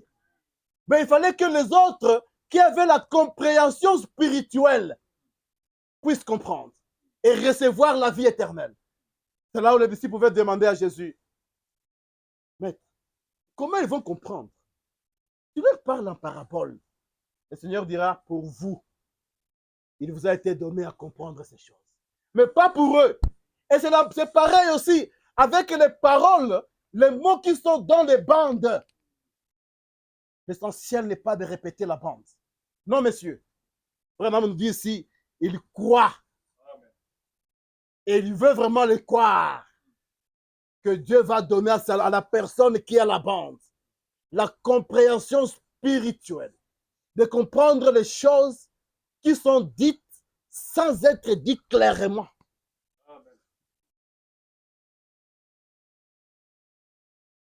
Voici pourquoi il y a des confusions aujourd'hui. Pourquoi? Parce que le même esprit qui a écrit la Bible, c'est le même esprit qui a amené le message. Le même esprit pouvait dire, de même que Jean de la Bible est venu pour préparer la première venue. Tu as un message. Ce message-là va préparer la seconde venue du Seigneur. Et le même esprit, quand il a caché les choses dans la Bible, le Seigneur pouvait dire aux apôtres, vous êtes heureux, vous comprenez ces choses. Mais à eux, cela ne leur avait pas été donné. Quand je lis ça, je dis, Seigneur, sois miséricordieux. Et j'espère, et je veux croire. Voici comment le prophète le dit. Pour qui, chaque fois, si vous qui prenez les bandes et les écoutez, répétez ce que dit la bande, c'est bien. Mais est-ce que tu as reçu une compréhension spirituelle de ce que Dieu a essayé de montrer à l'Église sans le dire ouvertement? Parce que si tout le monde aurait reçu ça, on n'appellerait pas Branham mon Seigneur. Il n'y aurait pas toutes ces fausses doctrines. Mais l'Esprit du Seigneur, je suis en quelle année? En 64. En juin 64, a prédit déjà ça. Les gens auront besoin de bandes, c'est bien. Mais il faut voir l'Esprit du Seigneur qui t'amène à comprendre les choses qui sont là-dedans, qui sont cachées. Et ça s'est révélé. Ça s'est révélé seulement au seul Fils et Fille de Dieu.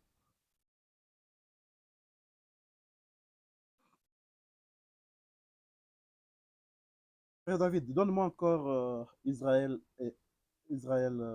en Égypte. Je vais vers la fin. Israël en Égypte. Je vais dire 109.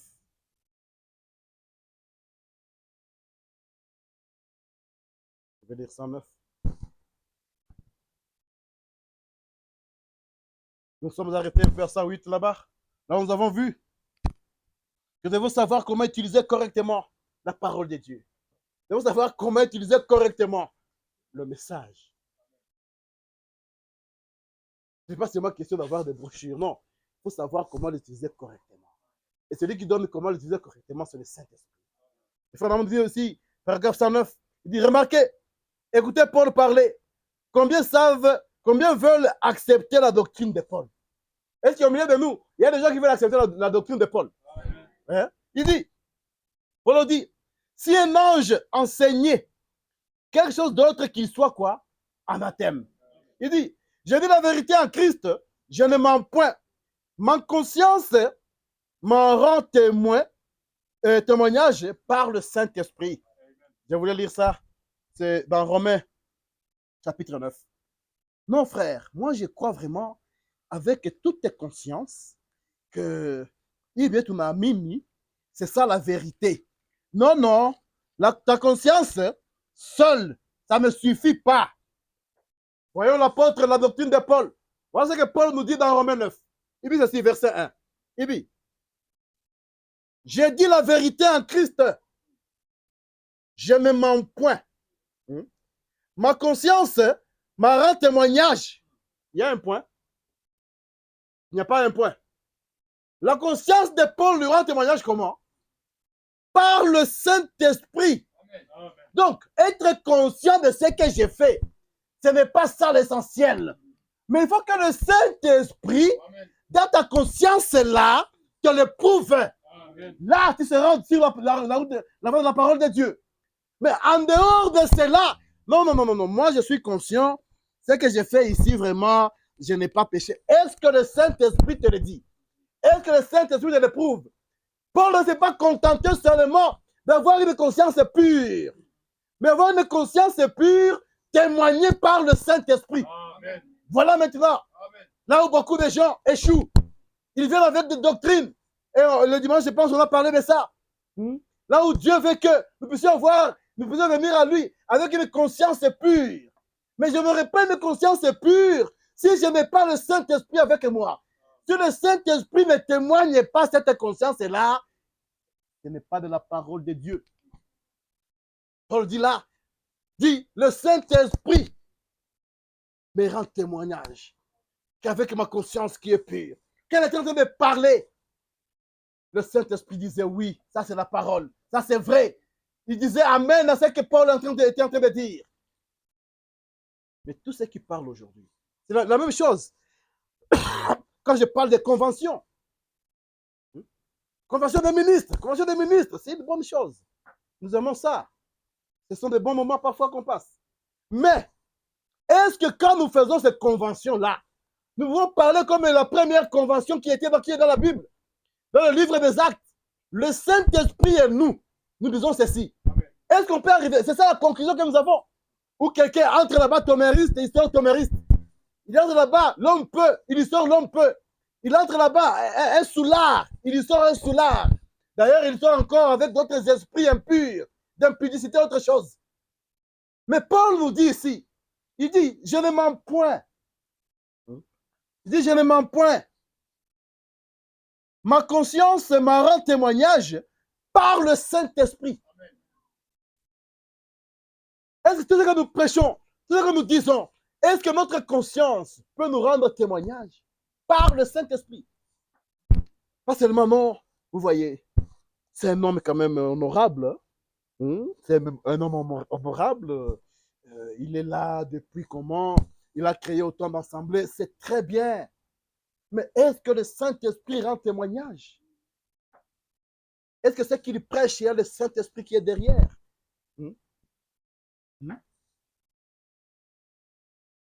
La conscience doit être pure lorsqu'elle est confirmée par le Saint-Esprit. C'est pourquoi, pour Josué, il a été demandé d'observer tout ce que le serviteur de Dieu Moïse a donné. D'observer tout ce que les recommandations que le serviteur de Dieu Moïse avait prescrites. C'est alors que Josué pouvait réussir. Je vois mon temps est passé.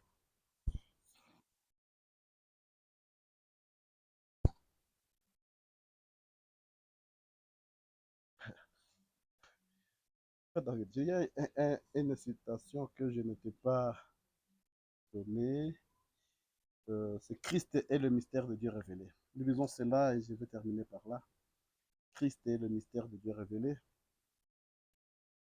Ça, j'ai eu juste quand j'étais dans ma voiture là-bas. Et Christ est le mystère de Dieu révélé.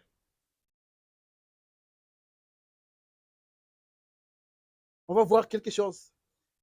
Pourquoi Josué pouvait faire ce qu'il faisait là? Pourquoi Josué pouvait garder ce qu'il gardait là? Comment il était? C'est aussi, parfois, c'est une question disons, paragraphe 276. Christ est le mystère de Dieu révélé. 276.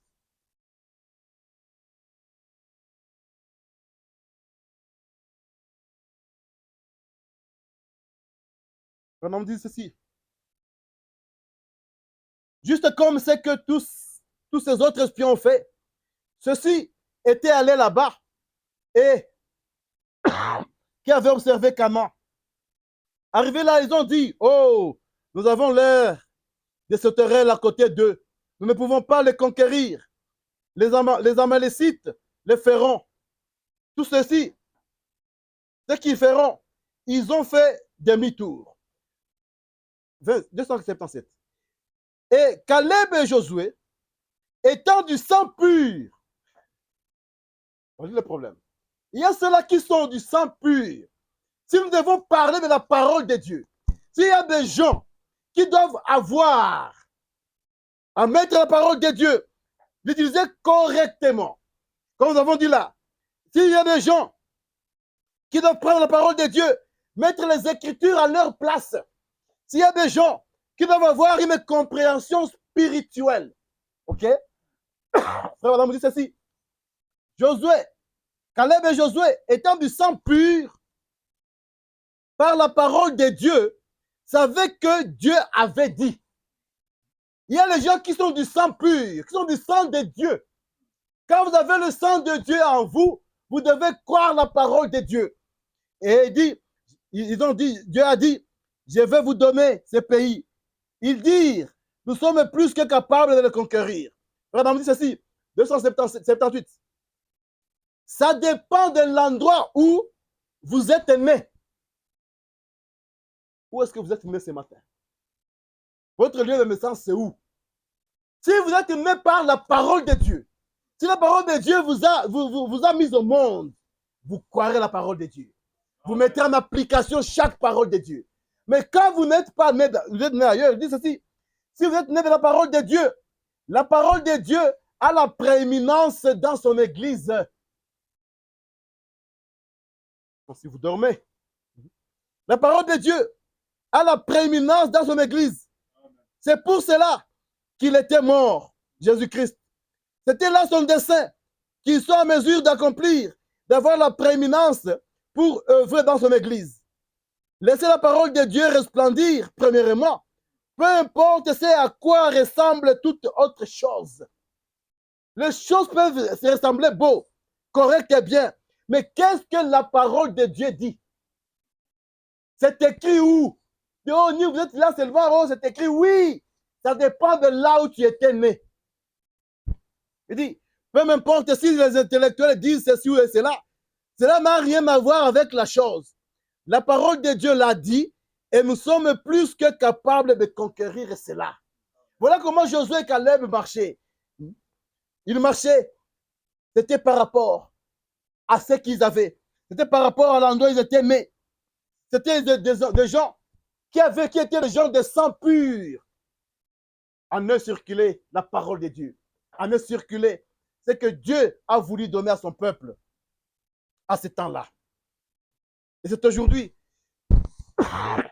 le temps que l'Église doit se poser la question par rapport à ce que Dieu a donné, par rapport à ce que Dieu continue à donner. Quelle est la place que je donne à la parole de Dieu? Quelle est la place que je donne à ce que Dieu a donné? Est-ce que je suis du sang pur ou je suis un ramassis?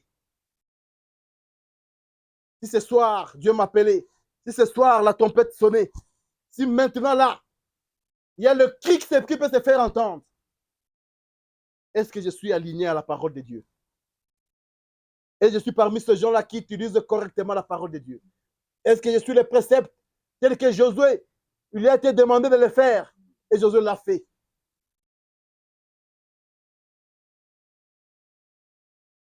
Je serai avec toi comme j'ai été avec Moïse. Mais Dieu sera avec Moïse, avec Josué, lorsque Josué devrait rester fidèle à toutes les choses que Moïse, le serviteur de Dieu, lui aurait prescrites. Alors que Dieu lui a dit, il y a même des promesses, les mêmes promesses que nous avons aussi reçues aujourd'hui, que nul ne peut tenir devant nous, qu'aucune puissance du diable ne peut tenir devant nous. Nous sommes là, dans un voyage, dans un pèlerinage, pour aller de l'autre côté. Notre place n'est pas ici. Notre place est de l'autre côté du voile, là où le Seigneur est parti pour nous préparer une place. Et il a promis, comme il a promis aussi à Israël. Et ce matin, il a promis la même chose. Mais la question que je dois me poser, est-ce que je suis du sang royal? Est-ce que je suis du sang pur?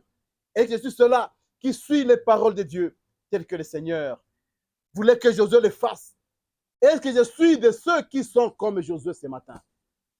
Puis-je prendre Josué comme mon référence ce matin? Que Dieu vous bénisse au nom de Jésus-Christ.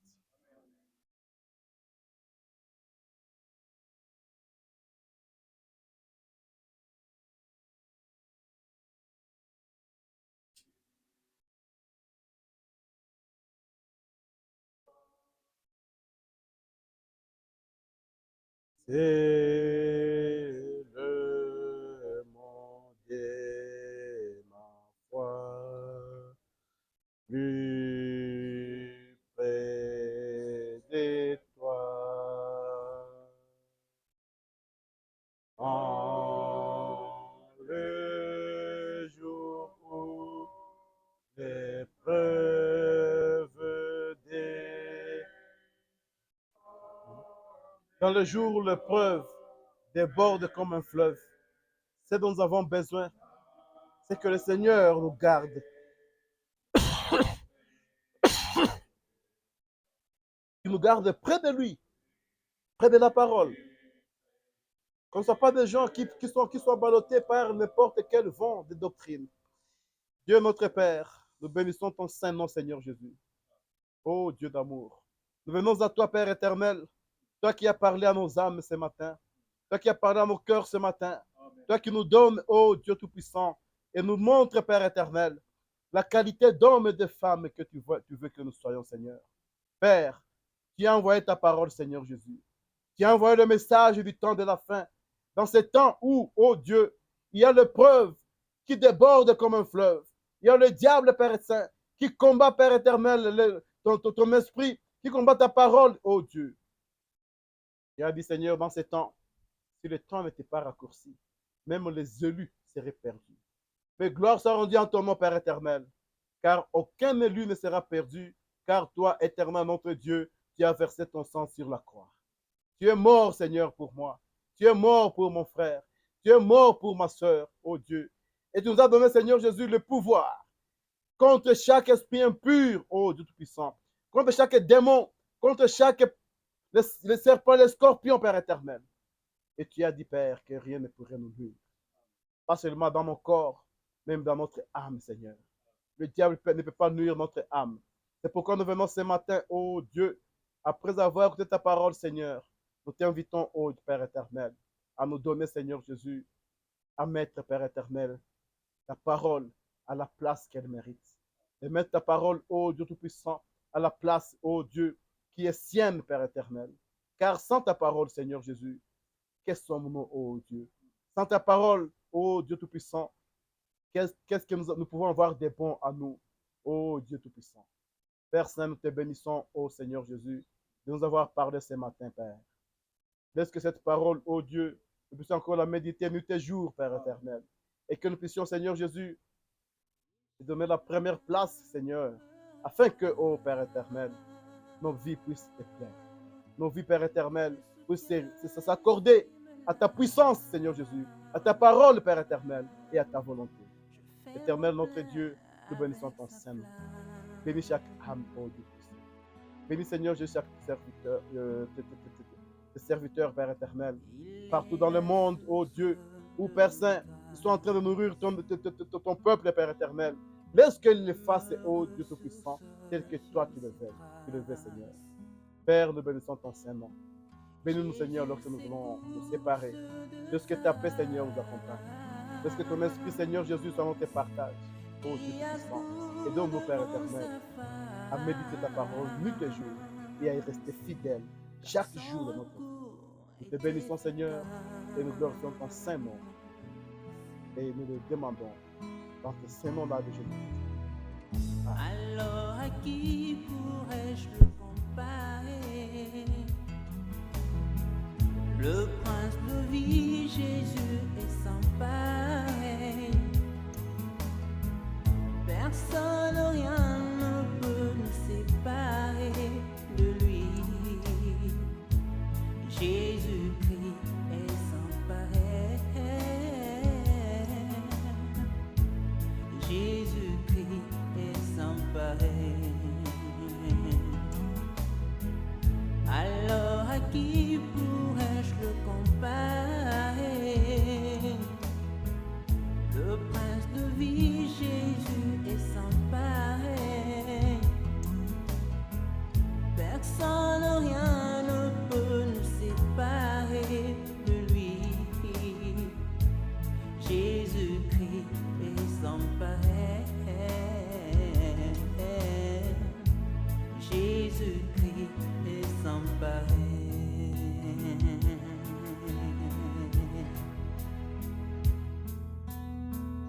Jésus la merveille que j'adore. Jésus la merveille que j'adore. Lui qui ne sommeille ni ne dort. Lui qui ne sommeille ni ne dort. Il ensoleille tout mon corps.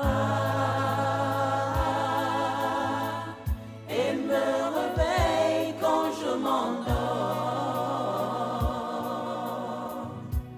Sans pareil dans son apport. Sans pareil, son apport, sans pareil. Jésus la merveille que j'adore. Jésus la merveille que j'adore. Lui qui ne sommeille ni ne dort. Lui qui ne sommeille ni ne dort. Il ensoleille tout mon corps. Et me réveille quand je m'endors. Sans pareil dans son apport. Sans pareil, son apport, sans pareil. Alors à qui pourrais-je le comparer? À qui pourrais-je le comparer? Le prince de vie, Jésus est sans pareil. Personne ne peut rien. Personne, rien ne peut nous séparer de lui. De lui, Jésus. Jésus-Christ est sans pareil. De lui, Jésus. Jésus-Christ est sans pareil. Alors à qui pourrais-je le comparer? À qui pourrais-je le comparer? Le prince de vie, Jésus est sans pareil. Personne, rien ne peut nous séparer de lui. Jésus. Jésus-Christ est sans pareil.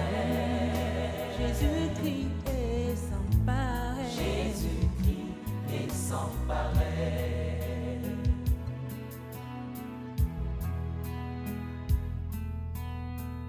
Le seul ami qui me comprend.